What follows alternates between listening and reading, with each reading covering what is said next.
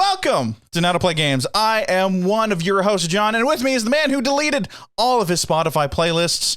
It's Finn. Finn, what the hell? Why did you delete all your Spotify playlists? It's a rough thing to do, right? You're deleting years of, collections, basically. Yeah. I did it when I got my Spotify Wrapped. And it was like the saddest looking Spotify Wrapped I had ever had. Like, okay. I normally pride myself on, being out there with music taste, always looking for new music and like trying to, branch myself out and listen to new things. Did not happen this year. I curled into my old decrepit ways. It was the first instance of me becoming an old man, and I was just very sad. I don't think I listened to a single new song that came out this year. Jesus. Okay, hold on, wait. Can you guys not hear us in chat? Oh no. Oh no. Oh. I hope not. Let me verify. Keep saying can't hear us. Okay, we can only hear Rose, I think. I don't even know how they could hear me. Yeah. I don't know how they could hear me. My mic was muted. Yeah, no, we can hear you always, but not me or John. They actually can't hear me when my mic is muted. Oh, okay. Oh God! All right. I don't even know how you hear me through how you hear them through my mic. That's weird. I don't know. I'm coming over. I'll fix this. I got John this. Gets to We're gonna fix it. I should have a pen and notepad for moments like these.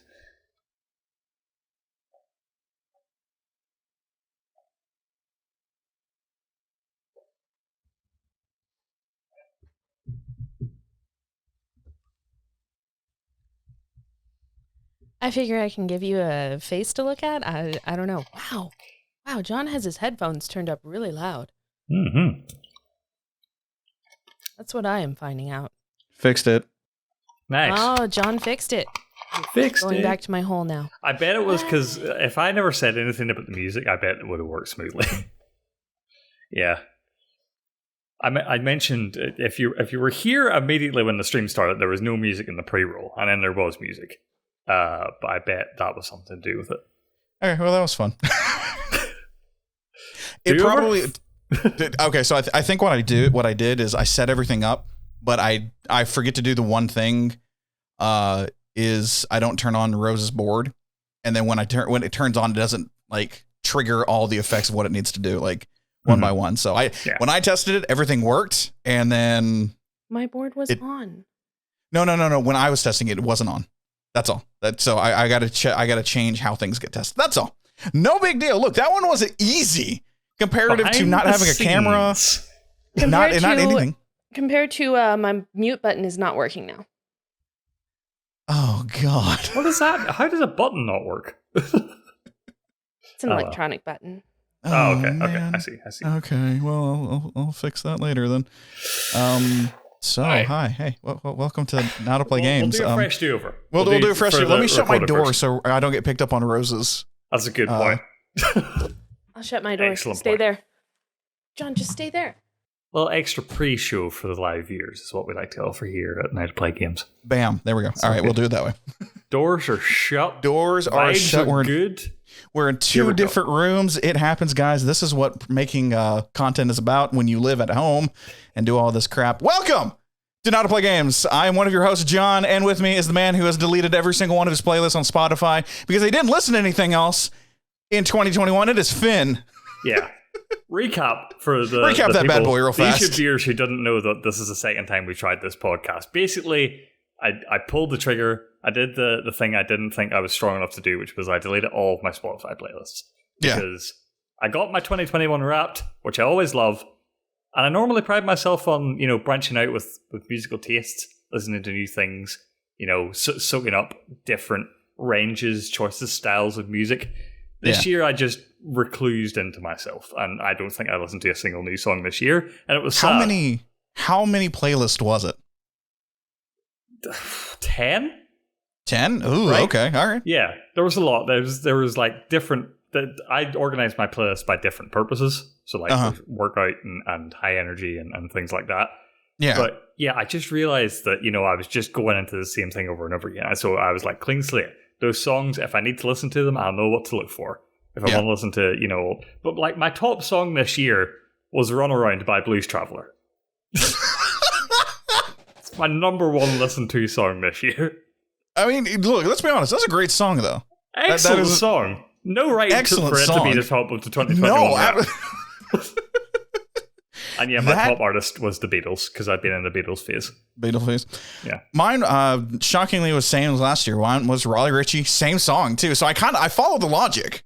Mm-hmm. It was "Time in a Tree" by Raleigh Ritchie, and I was just like, it's got to be something new, right? And I'm like, nope, that is my go-to song. Whenever I don't have anything to listen to, it is Raleigh Ritchie's "Time in a Tree." And I'm like, I might follow suit on this. I'll be scared, but I might follow suit. Just, you know what, everyone, erase your Spotify playlist. Start new. Find fresh things. Maybe learn new music. Arcadian Wild, they're great. I see Rose is like, I will kill you. Do not delete the Spotify playlist. Do not touch my Spotify. No touching to Spoofy.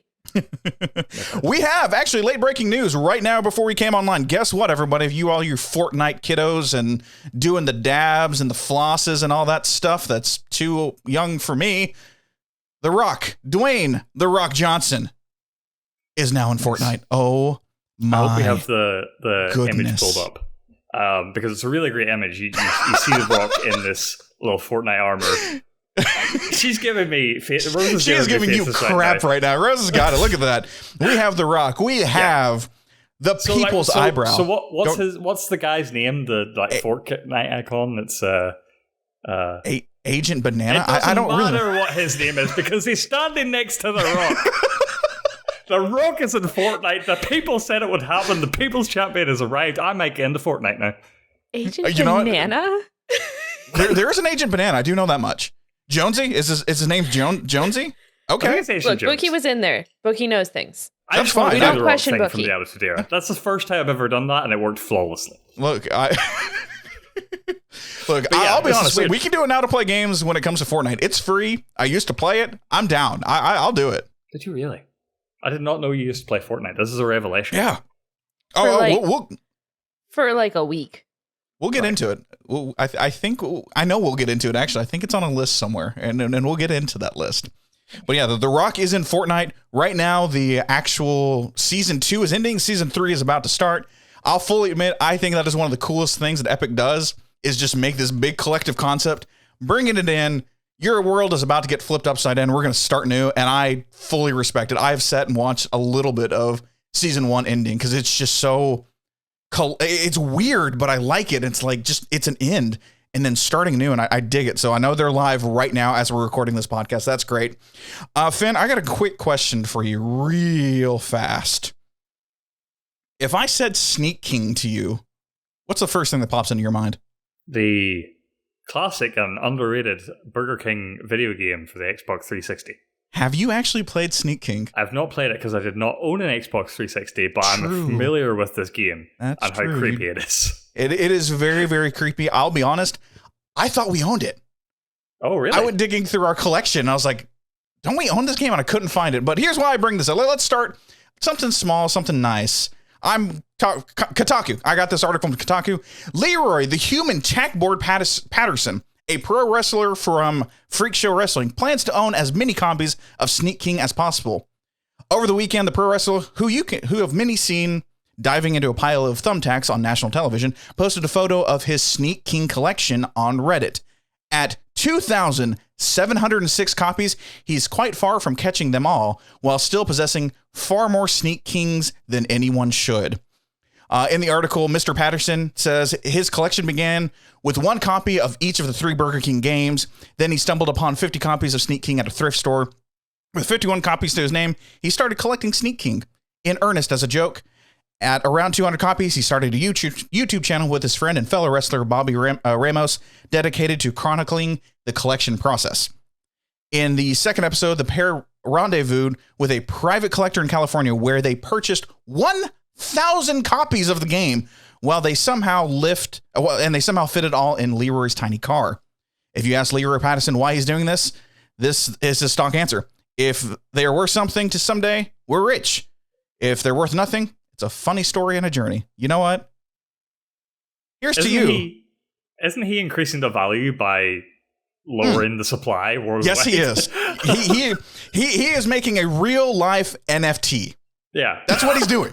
Physically in your hands, NFT. Not this bullcrap blockchain shit. NFT. Like, this is how you do it. You take in all the market, you hoard it, and then the price goes up. Like, I really want to go to GameStop and check to see how much the price is, because when I worked at GameStop, this thing was $4.99. Yeah. So I can only imagine it is now $5.49. I saw that and I was like, accounting for inflation? You know what? I didn't count for inflation. That's a good point. It might be $5.99. I'm not 100% sure. But I think a total of like 2 million were actually distributed, because you got this thing when you bought a Burger King kids meal. So We'll see. Good luck to you, Mr. Paz. And I really kind of hope you collect them all. Maybe. I don't know how it is. Oh, God, what? So I pulled up price charting to get a rough idea of how much this is. All right. Loose, it's $3.31. Oh. Complete in box is $3.90. New is $4.99. There you go. How's not changed? Not changed since I worked at GameStop, and that was 10 years ago? It's been a while. Is $5 maybe just like the minimum for a new game at GameStop? Like, they can't charge any less? I think no. We had 99-cent games. I do remember that. But were they new or were they used? Yeah, that sounds like they bargain. Were used. A bargain. Yeah, they were bargain bin. Pretty sure that $4.99 was probably the base of a new game. As a wrestling fan, I've seen some out there gimmicks. Right, this is the weirdest one yet, for sure. It's like getting yourself over by collecting as many copies of Sneak King as possible. You know what? I cheer for him if I was in the crowd.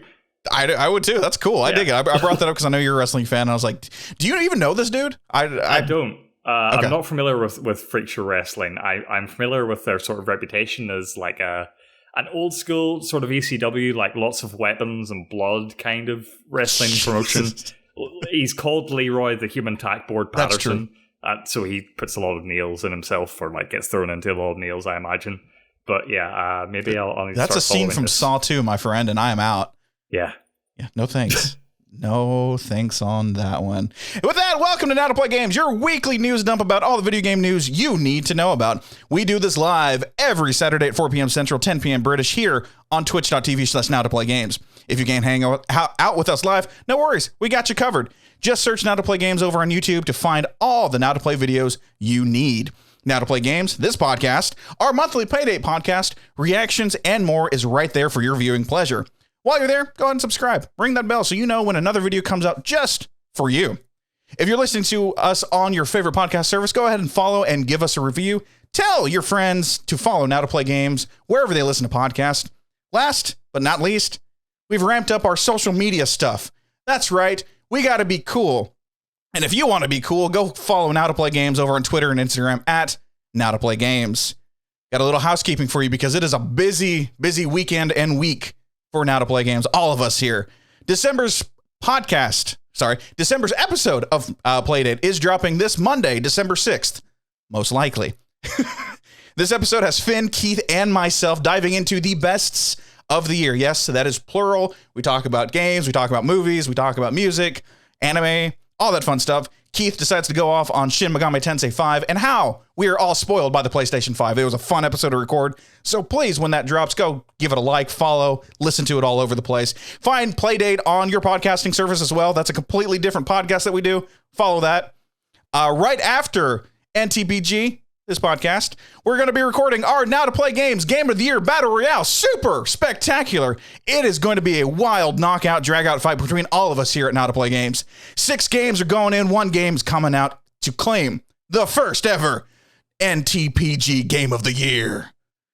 You know what? I'm going to tell you those games right now. Finn told me not. You know what? No, I'm not going to do that. I'm not going to get mad at you. You're going so rogue there. I was going to go rogue, and then I'm like, you know what? No. I'm not going to do it. I'm not going to do it. You need to go to the YouTube channel Now to Play Games to see what our 6 are and what the number one, what the winner is. Please, I can't wait. I'm so excited to record this. It is not even funny. I will say I'm not on camera right now, but I am wearing my Attack on Titan shirt because I'm coming out swinging it and I'm ready to fight for the little guy.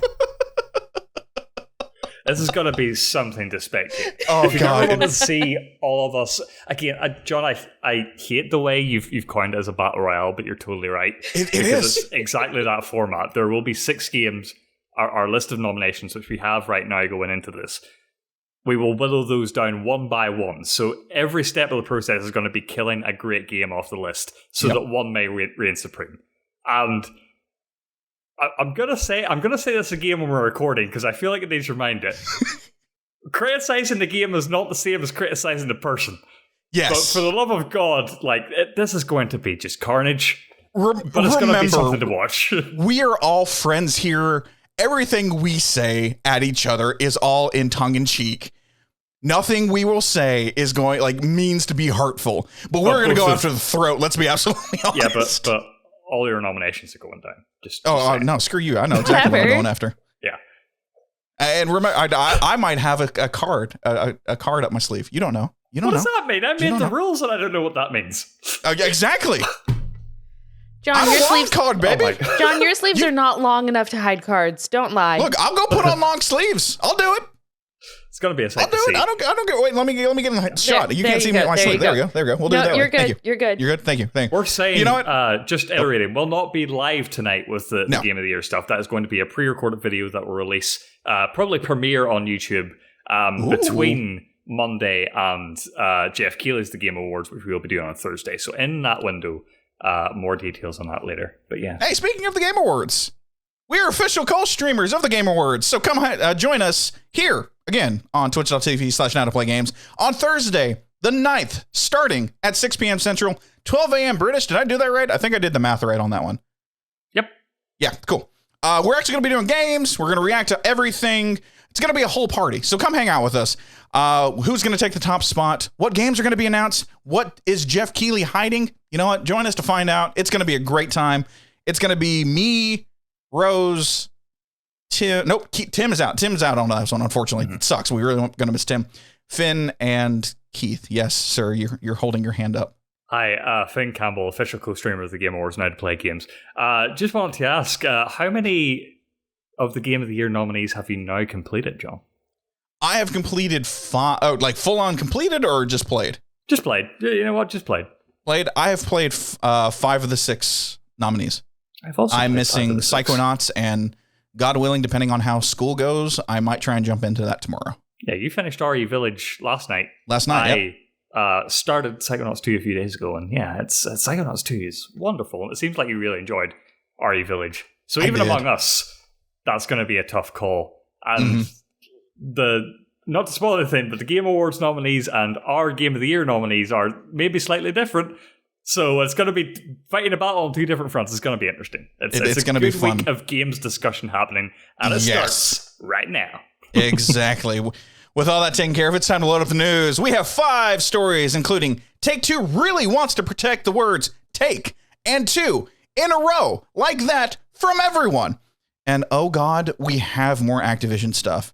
But let's kick off with our big story.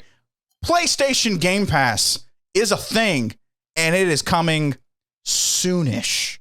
Soonish. Jason Schreier broke this, but I'm going to be pulling from Eurogamer, from Matt Wales. Sony is reportedly working on a new PlayStation subscription service to rival Microsoft's Xbox Game Pass, which will bundle together the existing PlayStation Now and PlayStation Plus as a multi-tier membership approach. The news comes via Bloomberg's Jason Schreier, who reports the project, codenamed Spartacus, and is expected to launch in spring 2022. Will provide subscribers with access to a range of both modern and classics for a monthly fee. I think he missed a word there because I copied and pasted that bad boy. Citing sources familiar with the project as well as documents it has reviewed directly, Bloomberg says the launch of the service will see Sony's 2 existing PlayStation subscription offerings, Now and Plus, merge into a single package, with Sony retaining the PlayStation Plus branding while phasing out PlayStation Now. Thank God. That's awful branding. I'm just going to say it. Currently, Plus is required to play the majority of online games on PlayStation and provide subscribers with a small collection of games each month, while Now enables members to stream and download both recent and older titles on the PlayStation catalog. Although details are reportedly still to be finalized, Bloomberg says Sony plans to offer 3 subscription tiers for the new service. The first one will be functionally identical to the existing PlayStation Plus offering, while the second would give subscribers access to a large catalog of PlayStation 4 and eventually PlayStation 5 games. However, PlayStation Now's streaming functionality is planned to be reserved for a third subscription tier, which will also offer extended demos and a library of PlayStation 1, 2, 3, and this one is the one that got me, PSP games. I don't know how that one's going to work. I'm going to give you some numbers real fast. Let's just go with some numbers. Here's Game Pass's numbers right now. Over 18 million subscribers as of January 2021, which I think that's bumped up a little bit. And here, price-wise, PlayStation Game Pass Console Edition is $9.99. Game Pass PC Edition is $9.99. This is all a month, but the PC Edition, you get EA Play. And then Game Pass Ultimate is $14.99, which includes Xbox Gold, which is the live concept and EA Play. So you get, for $14.99, you get that. Gold costs $9.99, so you're, in essence, saving $5, which is great. Finn, are you shocked by this? I always thought that PlayStation Now and PlayStation Plus, it would be wise for them to merge at least the branding of those two things and maybe offer two different tiers. So it looks like they themselves, Sony, saw that and thought this is an opportunity to just redesign the whole thing. Yeah. And it seems like they want sort of a mix of Game Pass and Nintendo's new online service, right? So I think the way this is going to work, as laid out in this article by Jason and Matt, is probably first tier is going to be PlayStation Plus as we know it. I'm going to guess you'll probably be paying the same amount for that every year. You'll get the monthly games that you get to keep as long as you retain that service. But there'll be sort of what people have been expected from PlayStation Plus. There might be a good one in there every now and then. Yeah. Largely, especially recently, it's been a lot of dump. So yeah, that's going to continue pretty much as normal. Next tier up, again, I think will be what we've come to expect from PlayStation Now, but accelerated, right? You're still probably not going to see PlayStation games, PlayStation Studios games day one. That's just not going to happen. We had that discussion recently on this podcast, why that isn't going to happen.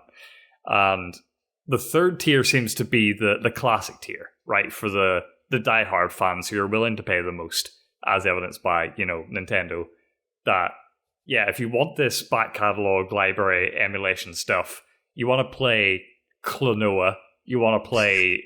Hey, don't shit on Klonoa. Klonoa's great. I love Klonoa. But Klonoa's awesome. I love Klonoa. But yeah, if you want to play those dumb games, hang out and buy the top tier. And yeah, I think I will pay the top tier, assuming the emulation works, because it didn't for Nintendo. Yes. The way they are including PSP into this makes me 100% think this is just straight up emulation. Yeah, it's interesting. Like it's almost a mix of NSO and Game Pass. Like we're gonna find a very middle ground because you and I have talked about it. Is the idea of they're never gonna have a Game Pass concept where it's day one, which I think is the part that they're gonna miss out on. Like you have to have some banger ass games for us to literally get people in and get people to stay. Yeah, you've got the PlayStation 1, 2, and 3 for that top tier, which I'm going to guess is probably $14.99. I would be shocked if they go any higher than what Xbox Game Pass Ultimate is. I don't think that's a good move either, marketing wise, because they're merging both of them together. I know you have a big collection, but not a great collection when it comes to PlayStation Now. And then, like I said, some of the PlayStation 5 games, the PlayStation 4 games, again, they're at a limited time. Because I know at one time, they still have Last of Us Part 2 going right now. They had God of War and they had Horizon Zero Dawn. And I think that was about it. So the incentive to play online, that's fine. But what more is there? Are we going to get Resident Evil games from the PlayStation 1 era? Are we going to get Jack and Dexter or something like that? What is a game that would cause you to go, we're done, I have to get this ASAP? The top tier, the classic tier? The classic. Let's go with the classic tier, yeah. Well, I just brought it up, Klonoa. It was on my mind. I can't. Because your tone did not say your that you were tone did not happy say about Klonoa is the at one all. that I You were need. just like, and then there's Klonoa. I genuinely, I'm not being ironic. I very much like Klonoa. I do not own Klonoa anymore, and I'm trying to rebuild my like old collection of PS1 and PS2 games. Okay. And I was looking at Klonoa for the PS1, and like it's really rare, and it's like hundreds of pounds to buy. So it's like, yeah, I would pay a subscription service for games like that. You can't really get that easily. But even like just generally, old versions of GTA games, old versions of racing games. As you said, like it's weird because Jak and Daxter and a lot of these sort of old PS1 and PS2 classics have remastered collections now, like Spyro and Crash and stuff. So you can't really sell it on that because better versions of them exist. And are those better versions going to be in the PlayStation Now tier? It's weird. But I've got one game. Oh, go ahead. Okay, yeah, go ahead. No, my one game that I think you need on PlayStation 3. This is the game that I will 100% pick this thing up. Let's be honest, I'm already picking it up anyway. I have to. But the 100% is PlayStation Battle All-Stars. Oh, for a minute there, I thought you were going to say PlayStation Home. I thought you were going to say I'd be down with Home. PlayStation Home. Oh, God, I would. Oh, Home was so weird. That's one of the first things I booted up when I got my PlayStation 3. Yeah. Was PlayStation Home, and I was like, what the hell is this? Why do I want to live in a digital world? Side note, I should maybe look into that for next week's podcast, because I think I saw a thing that said like fans are finally cracked the code and are able to bring it back now. So I might look that up. There is a homebrew of PlayStation Home floating around there that is almost 1-to-1. It is fantastic. I don't think you've played PlayStation All-Stars Battle Royale, if that's your number one game. I did. I bought it. Rose and I played the shit out of it. Oh, yeah. Did you enjoy it? Yeah, I loved it. I thought it was great. It was hot garbage. Garbage. But it was cool fun. Seeing them all interact. And it was cool to see them all interact. And it was smash buttons. What the hell am I looking for more than... This is not a fighting game that I really wanted, but it seems fun because it had Nathan Drake. It had Jack. Old Big Kratos. Daddy. Yeah. Kratos. I mean... Look, I don't remember this at all. Don't look at me. Had Penny Pincher Princess. I mean, it had everything. So, I mean, I was down. It was great. It had, what's the Twisted Metal guy called? Candy Floss. Ice Cream? Something like that. What's he called? He's called the clown.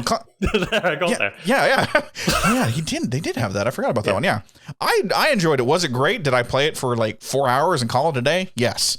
But still, I mean, it was still a love letter. That'd be enough. That'd be enough because I really don't know what else. John has a lot of things. It's for it really is. Yeah, it's for the people like us who just like love having instant access to those games. I imagine again, cloud gaming will be in there, but I hope they don't. I think they know better now than to offer that as like the exclusive. Like they can't come out and say you can play PS1, 2, and 3 games, but the only way is through the power of the cloud, which will definitely be flawless. Like they can't do that. They need to offer some kind of download. Unless. Remember, I think it was last year, PlayStation and Xbox has signed that agreement with Azure.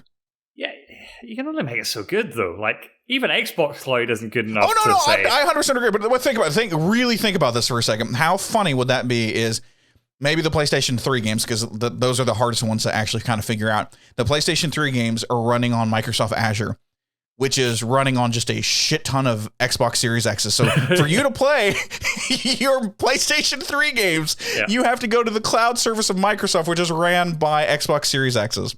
That just makes me smile. Subscribe to PlayStation Plus now forever to play PlayStation All-Stars Battle Royale on an Xbox Series X in the cloud. Look, and it's an NFT probably. And it's an NFT. That is the freaking... dream. We're going to keep an eye on this one 100% because it interests me. I think down the road, I would venture to say that they're going to offer more first parties sooner. I think it just depends on how many people jump in and all that crap. That would be that's the spicy one, that the PlayStation 5 games and how they're going to do that, because that's what makes Xbox Game Pass so appealing to everyone is day one, it's there. All right, Finn. It Takes Two. Yeah, what is this, man? Has been the Game of the Year nominee and just general beloved co-op game. Possibly it's one of the greatest co-op games of ever. has been hit. I can get behind that statement. Yeah, has been hit by a trademark slap from Take-Two Interactive, the sort of corporate overlords behind Rockstar and 2K and all those giant mega corporations in the games world. Because of the name, obviously, the names are similar. Take-Two, It Takes Two, right? You get it. This is from Eurogamer. Checking now. Yeah, it's Tom Phillips at Eurogamer. It Takes Two, the latest game from Brothers Tale of Two Sons, Joseph Fares, and also his studio, Hazelight, has been hit by a trademark claim from Grand Theft Auto parent company Take-Two. The acclaimed co-op puzzler about a pair of divorcing parents was struck by a trademark claim before its release earlier this year. So this was way ago, but is only now coming to light. Records show developer Hazelight has subsequently abandoned ownership of the name. It Takes Two is the latest victim in a trolley of trademark and copyright claims from publisher Take-Two, and just one of dozens of claims issued this year against a wide array of business and products. US Patent Office records show Take-Two is behind filings to contest numerous names in connection with the words Rockstar, Social Club, Mafia, Civilization, and more. I went into the listings of the US Patent Office to see one of the weirder ones is, in one example, Take-Two filed a dispute against the company whose logo was just the letter R. So they think they own the letter R. Oh my god. Really? Yeah. So John, what the fuck? What? Patent law is a scam, right? Okay, so this one's weird. All right, one, I'm just gonna say, Take-Two is being kind of a dick about this. This is the word. This is petty. Let me put it that way. This is petty. But there's also this. You do have to protect the brand, and I follow the logic behind it. It's not going to go any farther than what it is right now. But when it comes to perception, and when it comes to Rockstar and their perception, this one should have been kind of handled a little bit differently because, I don't know, the GTA Definitive Trilogy 5.0 mega awesomeness that came out was really shitty. So I don't know why you would go, oh, hell, we released a really shitty game. Oh, no, we're going to go after a beloved game. Mm-hmm. Go after. Let me put quotation marks. Go after a beloved game. It's a trademark filing. And I find this just absolutely fascinating and bizarre because, I mean, it's a trademark and you can kind of use it, but you kind of can't. And Take-Two technically has the right to do this, but it's kind of one of those weird, why? Because I know one of them, the one that gets me is they're going after even like Rockstar, anything that says Rockstar, and that's a tattoo parlor, right. Rockstar Tattoos, and they filed it against them, and I'm like, what? Mm-hmm. That one doesn't make sense to me. Like I follow a little bit of the logic of It Takes Two, but I see a difference between Take-Two and Takes Two. But I know English. And also one is a company name, the other is a product. Is a product. Yeah. So. And that's the kick. Like, and I was reading articles, and the one I really want to know about is Rockstar Energy Drink. Yeah. Like, are they just like, here, Rockstar Energy Drink's here, Take-Two Interactive is here, and so everything underneath, screw, we're coming after you, but Rockstar's a little bit higher than us, so not going to pull that game, and we're going to get screwed out of that. Yeah. Hazelight and EA just sort of went, nah, we're not fighting this fight. Like, it was easier for them to just deal with whatever consequences coming from them not being able to enforce that name as their property, right? Yeah. Which might affect how they advertise the game and what merchandise they can sell. It's a whole thing. Even like when it comes to a sequel, if they're planning on that changes things. So it's weird, but they just decided, nah, it's not worth the fight. It's interesting. Sequel is It Takes Three. There you go. I would love to see... It Takes. There we go. We'll go the Yoda route. Also, how do they feel about the Mary-Kate and Ashley Olsen movie? There is that's true. There's a Mary-Kate and Ashley Olsen movie that It Takes Two. EA, or not EA, but It Takes Two Interactive probably owns it. That was another point that was raised in this article that I just didn't include in the notes. But yeah, like, It Takes Two is a phrase. It's used in lots of things. Isn't it a song? Isn't that the title of the song? Yeah, isn't it Marvin Gaye and someone else? It takes two. But they used it in the trailer. Yeah. Oh, that's true. They do take like it's the whole thing. But are you familiar with the famous case that happened in the EU with McDonald's? No. So there is a chain of Irish franchise fast food restaurants called Supermacs, and a lot of their burgers and stuff are like called like Macs, Junior Macs, and stuff. And so McDonald's tried to crack down on them, saying, "Hey, because we have the Big Mac, you can't do that. We're gonna shut you down." And McDonald's lost that case, freeing up the trademark of Big Mac in the EU. So now any restaurant in the EU can sell Big Macs. See, I'm going to be honest though. I think the EU like copyright trade and like protections is 100% better than the ones here in the States. Yeah, it's not perfect. They've been especially recently. They've been sort of going the way of most of the world with it. But yeah, there's definitely like situations like that where they do crack down on companies for just like, no, stop that. Come on. They existed before you did. Yeah. Why is this the thing? What is going on with it? Yeah. I think it's petty. I really do. Nothing more is going to come out of this. It's just, hey, you can't call it this, or we own the rights to this. And I'm with Rose. It'll probably be called It Takes Three or something like that. Do you think Joseph Fares will call out Take-Two Interactive on stage at Game Awards? If Joseph Fares wins Game of the Year, you're damn right he is going to go to town on this whole thing. And we're just going to sit back and watch. I'm going to grab popcorn real fast, and I'm just going to watch him go on a 15-minute rant with probably 35 F words a minute. And it's going to be great. God. It's going to be something. It is going to be great. All right. Let's move over. Let's start with something happy before we go to something weird and sad. That's right. We're talking about Activision Blizzard. And you know what? I titled this one Nintendo What Activision Blizzard Don't, because I just kind of liked how that worked. This is coming from GameIndustries.biz. Look, it's an old school Sega do what Nintendo don't, all right? I'm old, kids. True gamers understand. True gamers, if you're a true gamer, you get it. This coming from GameIndustries.biz is Joseph Rosario. The platform holder said that it is reduced... Sorry, hold up.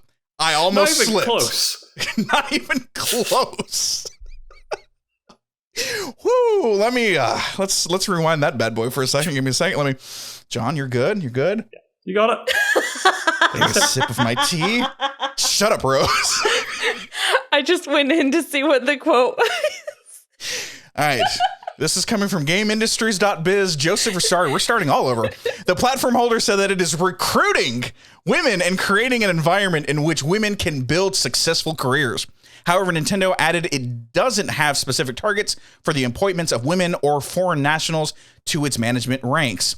As of March 31st, 2021, women represent 23.7% of Nintendo's managerial staff globally and 4.2% of managers in Japan. As a global company engaging in the entertainment business, which is characterized by increasingly diversifying customer needs and preferences, it is essential that we leverage the talents of a diverse workforce, the company said. The updated policies to the company's diversity comes a week after Nintendo of America President Doug Bowser commented on the ongoing situation at Activision Blizzard. I didn't add that in, but I'm going to right now, in the sense that all big three, PlayStation, Xbox, and Nintendo, have come out against the crap that is going on at Activision Blizzard, which I think is absolutely fantastic, especially Nintendo. Nintendo coming out is kind of a big deal, mainly because Nintendo kind of stays in the shadows and does their stuff. So I think this is great. Anything that we can do, especially since we talk about Activision Blizzard practically every week now, anything we can do to show that, hey, people are seeing that things are bad and we need to do something better about it. You're damn right. Here at How to Play Games, we're going to champion that idea. Do we need to hold Nintendo accountable? Yes, we do.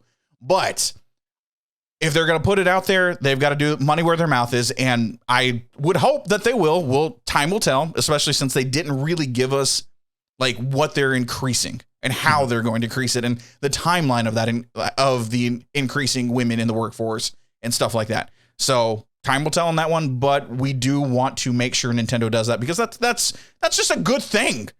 More people, more diversity, more women, everything like that is a good thing in every workforce. Let's just change it right now. Start. It has to start from the top, and I'm happy Nintendo is doing this. Finn, it's a good thing. What's your thoughts, buddy? You said it yourself. It's why we have to, like, as people who have podcasts and have a platform like this, we have to keep talking about Activision and Ubisoft and all these things that are happening, even though it's a bit draining at times, is because if we keep this conversation going, changes will start to happen, right? People will wake up to this.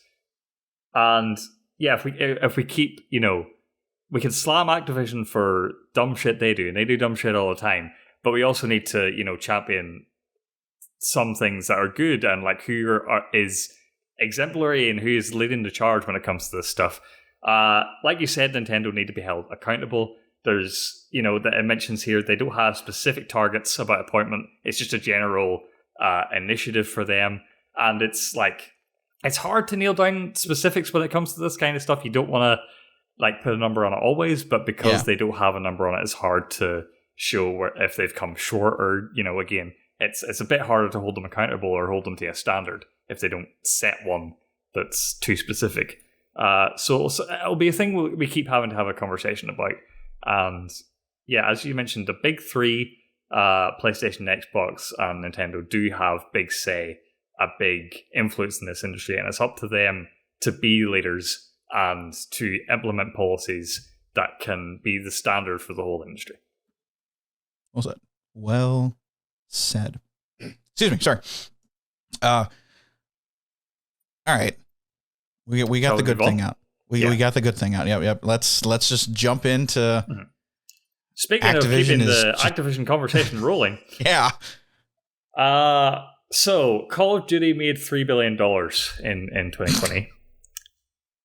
And Activision is laying off staff associated with Call of Duty. This is a write-up from The Verge, written by Mitchell Clark. I think it was first reported by Kotaku and Washington Post.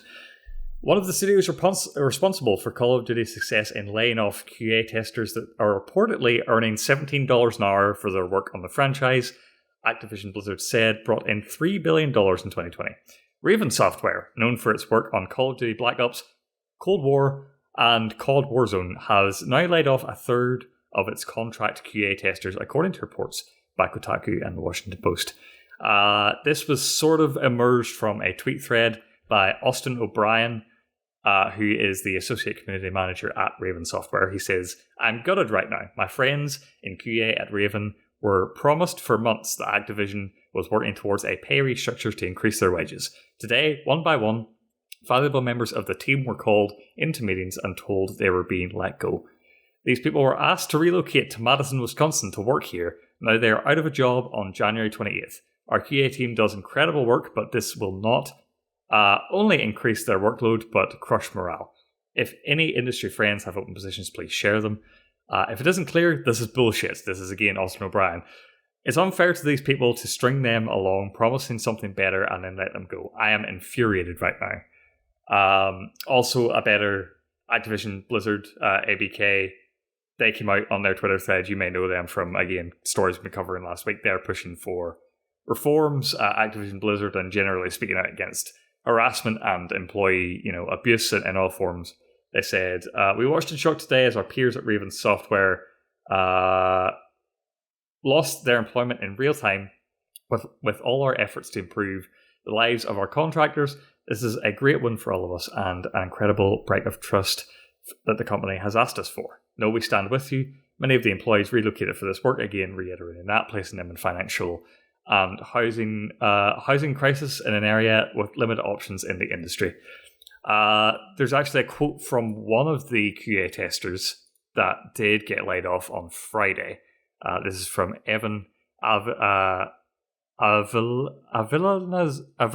I couldn't get that out. I knew how to pronounce it in my brain. Yep. I couldn't get it with my tongue, but yeah. He says, "Our team is destroyed and absolutely no one is going to want to work, even if they got promoted. I was looking to leave because of the reputation Activision has had lately, and I don't want to support the company any longer. It's an embarrassment working for Activision, in my opinion." So there's an opinion from someone on the inside there. And just to give you a bit more context, again, reiterating some stuff, the people being laid off for working for $17 an hour QA testers were promised increased wages after a payment restructure was completed at Activision. It's reported that those who are keeping their jobs will earn $18.50 an hour, and that this is the payment restructure, the laying off being part of that, which was not evidenced before in any of their claims.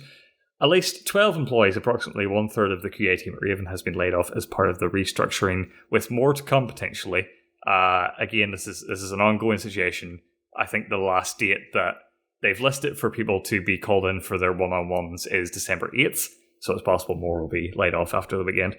And Warzone generated $1.93 billion last year, according to a Super Data estimate. We have more to go into here. It's the second part to this story, sort of a pivot, but just general reactions to everything said so far, John. Bullshit.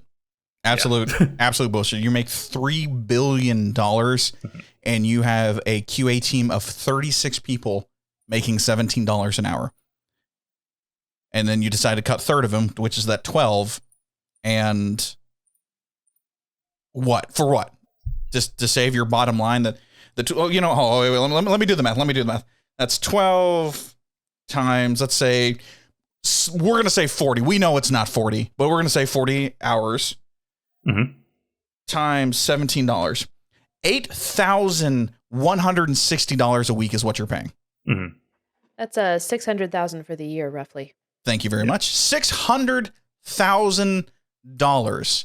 Not even, just a little over $1 million. A little over $500,000. Little over $500,000. Thank you. Little over $500,000. Mm-hmm. $3 billion. Rose, pull me up. I want everyone to see my face. Sorry. $3 billion. And you can't pay people to do a job. Not only is that disrespectful, not only is that absolute bullshit. Yes. What pisses me off the most about this, what pisses me the most is that ABK was saying many of these employees relocated for this work without assistance. Yeah, it's It's the invisible cost of the industry, right? You have to move to expensive ass places, right? Even like, I don't know what Madison, Wisconsin's like, but I've heard numerous horror stories about the cost and the sort of like impossible living standards that you have to work in areas like Santa Monica, the Bay Area, LA, where a lot of these studios are. Yeah. It's ridiculous. Yeah, you like cannot tell me.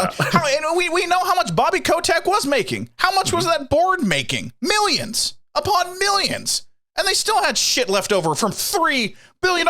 And this was COD, right? This is just Call of Duty. Yeah, the Raven Software worked on Call of Duty exclusively. Yes. But yeah, the $3 billion is Call of Duty as a franchise. 1.93 billion is Warzone, which is their battle royale. And yeah, it's the thing as well. I didn't do the maths in my head, but they were promising them a raise to $18.50 an hour, but they cut off 12 staff. So I think they're saving money. They are. Yeah, they actually should be saving money. Yeah, ridiculous. Absolutely ridiculous. Bullshit. Absolute bullshit. Just constant stories of Activision just being the worst. And like, that's the thing. They are willing to die on this hill. Yeah. Because they know the amount of shit that they've been like getting from people over, and they just don't care because they're making too much money, and they're like willing to keep doing this amid their PR struggles and just say, "Hey, this." Unfortunately, like, all right, let me pause. Let me negative spin this, and let me pause. Negative. The almighty dollar wins. That's the long and short of this. That's all it ever. Bobby Kotick has made this board a shit ton of money, and they don't care, and that's why they're going to die on the hill with Bobby Kotick. That's it. The positive of this one, 100% positive of this one, kids, anyone listening to this, now you know what not to do. Yep. Plain and simple. What not to do. You want to listen to someone who actually knows what they're doing. Finn and I were talking about this. I posted it in our Discord. Just go find Reggie Fils-Aimé's discussion about diversification, how to be a leader. It is 4 minutes worth of your time, and it is one of the greatest things I've ever heard just on leadership. And I'm like, that's all you got to do. It's really not that hard. Yeah, he talks about diversity and he talks about integrity and leadership. And that's, I think, two giant things that Activision are just completely missing in their leadership. This is an example where they're just like treating people as expendable, and there's another quote in the article where another one of the QA testers like, everyone at Activision knows we're expendable. We're just getting reminders of that constantly. And it's like, you have to treat these people with respect, especially when you ask them to up and move their whole lives to work for you, and then you just like, okay, bye. Bye, thanks for this. We don't need you anymore. God. But yeah, in questions like this, whenever the Activision question comes up, and it does keep coming up, we have to keep asking ourselves, like, what place do they have in the industry? How does the industry react to them and support them? So the big thing on people's minds at the minute right now is the upcoming Game Awards on Thursday. So there's been a bit of discussion about that, and I want to get some takes here on the podcast from us, but very quickly to recap for anyone who doesn't know, which is what we do here. Jeff Keighley was in an interview with the Washington Post, basically summing up what to expect at the Game Awards. And in this article, and I quote, "The Game Awards are advised by a board featuring several major companies across the industry, including Rob Kostich, president of Activision Blizzard." Keighley said he is thinking about how to navigate the event's involvement with Activision Blizzard, just as major game publishers have said they are reevaluating their relationship with the company out of concern over the lawsuits, allegations, and those reported in a recent Wall Street Journal article. "We want to support employees and developers," said Keighley, who added he supported people coming forward with their stories, but also didn't want to diminish developers' opportunities to spotlight their games. "We have to think very carefully about how to proceed here." He said that Diablo 4 and Overwatch 2, announced in November, would be delayed and will not, or which will be delayed, will not be shown at the Game Awards. So those two games are not going to be at the Game Awards this year anyway. He followed this up with a tweet thread. Jeff said, "Beyond its nominations, I can confirm that Activision Blizzard will not be part of this year's Game Awards. So no announcements, trailers of any kind." He said, "The Game Awards are the time for celebration for the industry, the biggest form of entertainment in the world. There is no place for abuse, harassment, or predatory practices in any company or any community.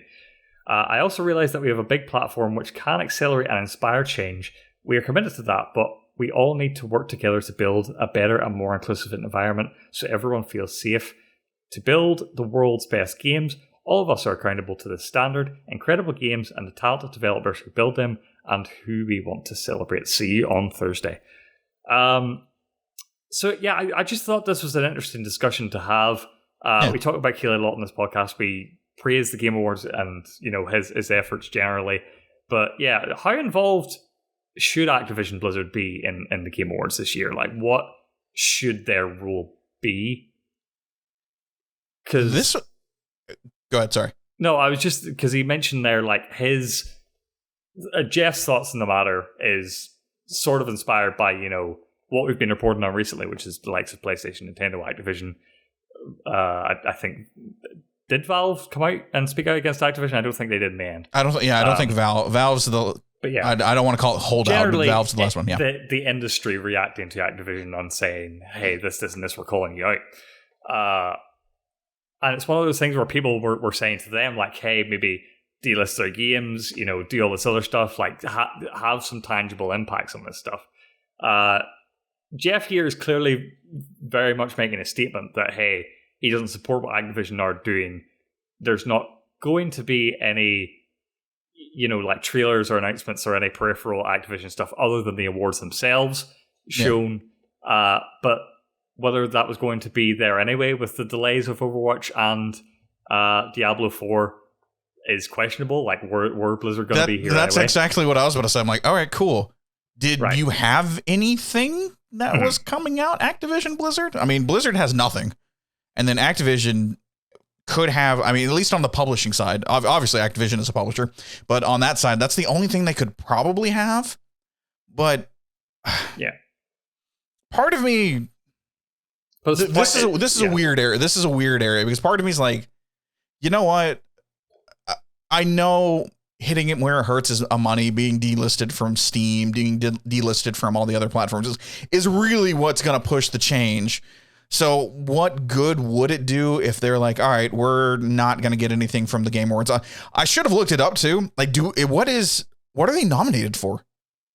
Activision Blizzard? I'm not entirely sure. I'm sure they're like in They've got one or two things I would some kind, but yeah, not much. Keely's saying it means there's a nomination somewhere. Yeah, but I think this is kind of one of those. This would have been a good time for Keely, the Game Awards, and everything to be like, all right, step one is no, you're not here. I'm sorry, like you're not here, and I'll say it. I saw it on Twitter.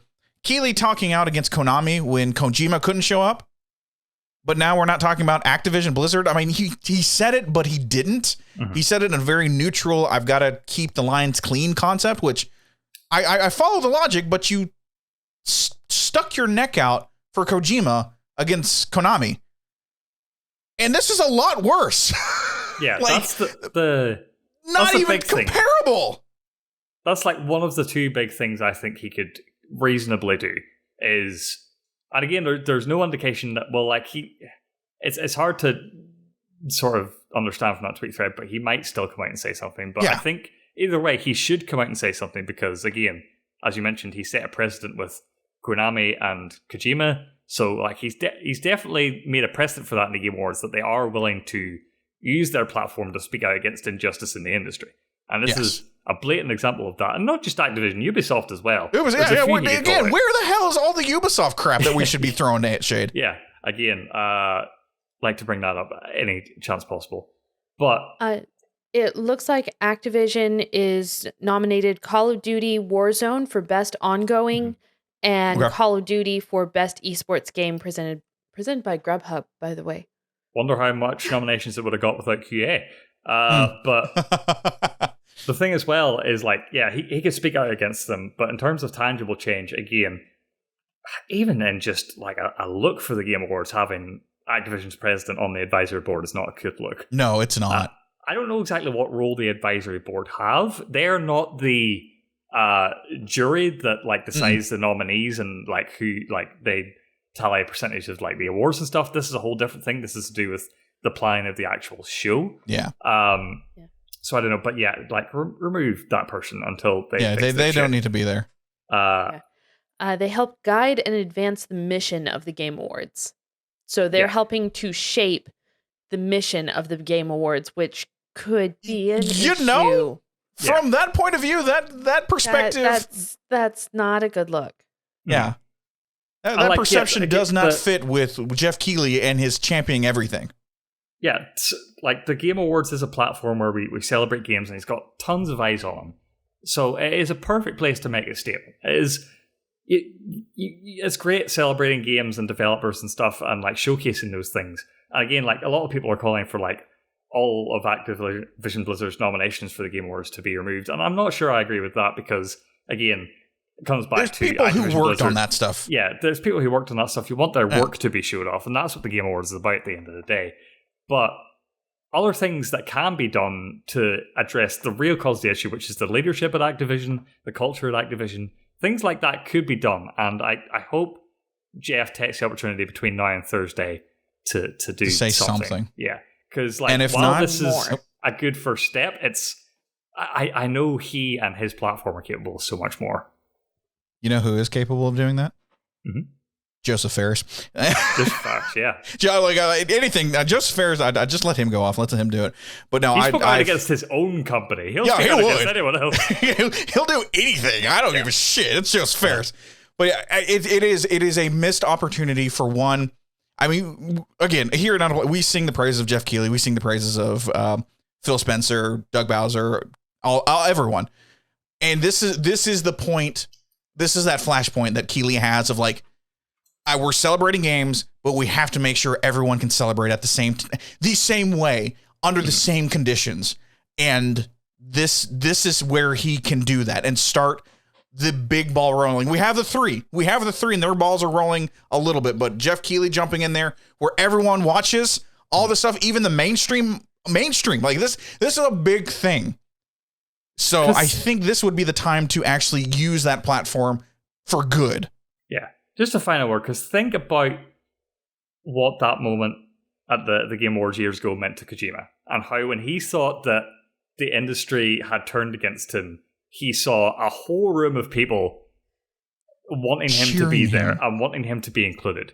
And he's a big name in the industry. Like, a lot of people know him. The people who work at Activision, who are the victims of this abuse and predatory practices and injustices, they don't feel like there's anyone to speak out for them at all. They feel like they're voiceless. And if Jeff did take a stand and had a whole room of leaders in the industry applauding them, like pushing them forward, that would mean so much to every single one 100%. At Ubisoft, at Activision, at pretty much any company. It could be a general thing, but yeah, there's an opportunity here, Jeff, and I hope you don't waste it. Agreed, 100%. Mm-hmm. All right, hard pivot, guys. Let's do our hard pivot. We're gonna do our final story of the podcast. Let's talk about the Xbox Museum. This is coming from The Verge's Tom Warren.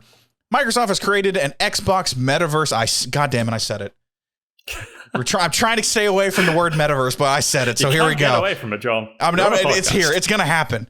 Microsoft has created an Xbox Metaverse Museum where you can roam around and discover the history of Xbox consoles. The design is to celebrate 20 years of Xbox and includes some infamous mistakes like the Xbox 360 Red Ring of Death or Microsoft's attempt to acquire Nintendo in the spring of 2000. That one is absolutely fascinating.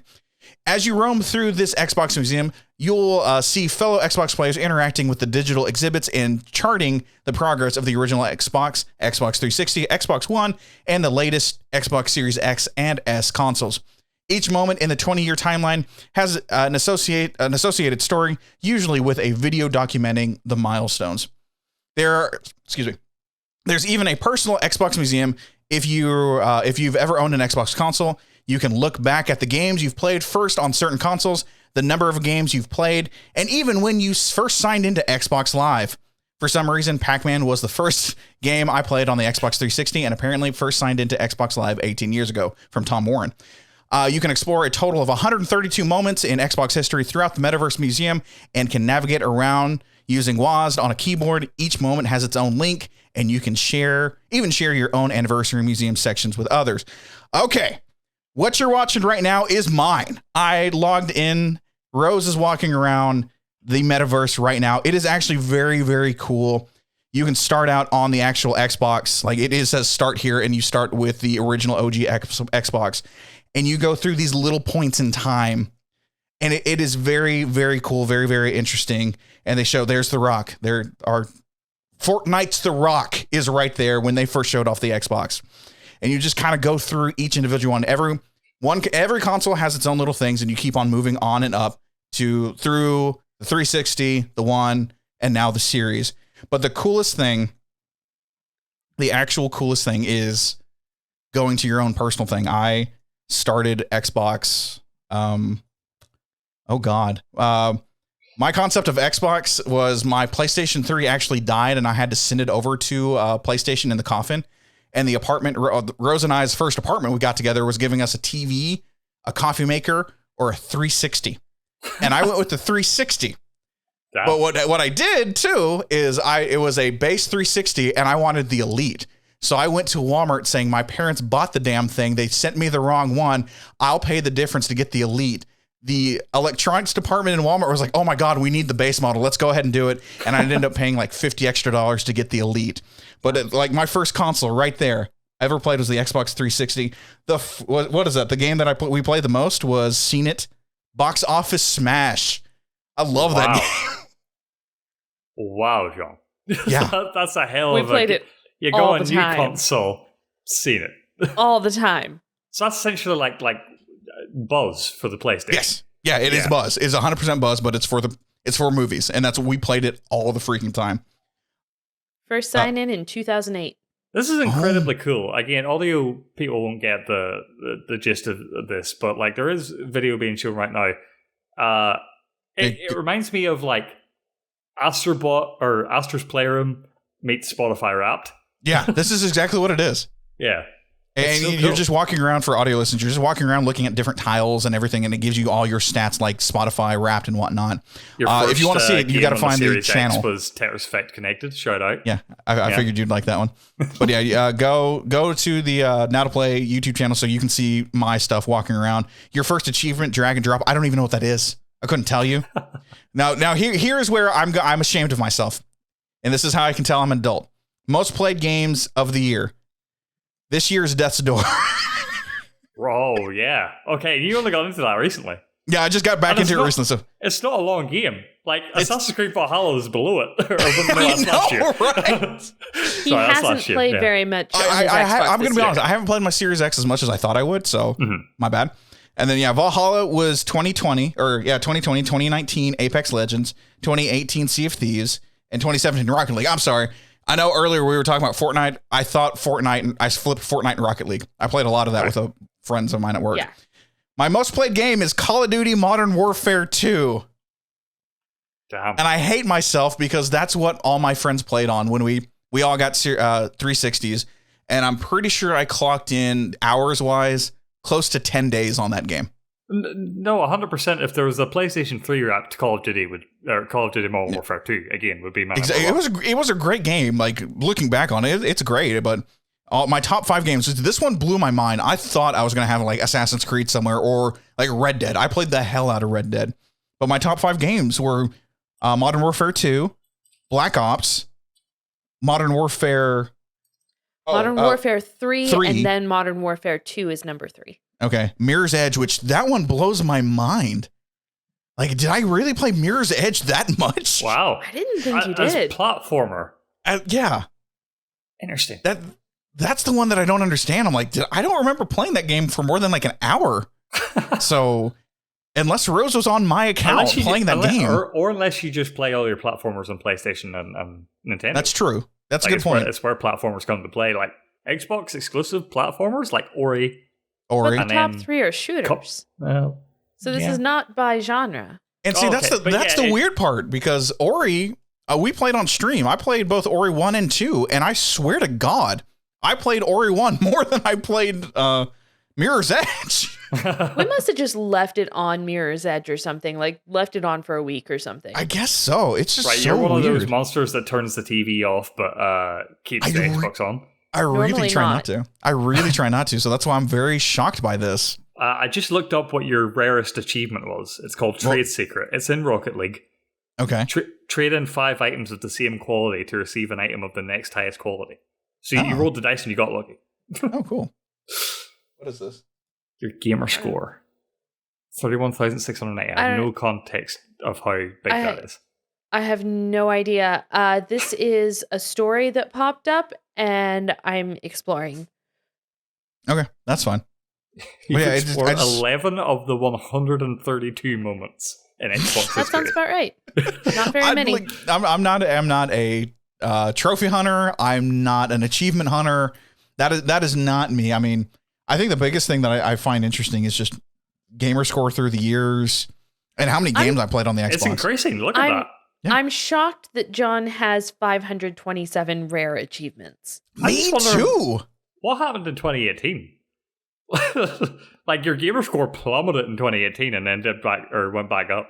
That had to be a PlayStation year. Yeah, because like God of War came out that year, right?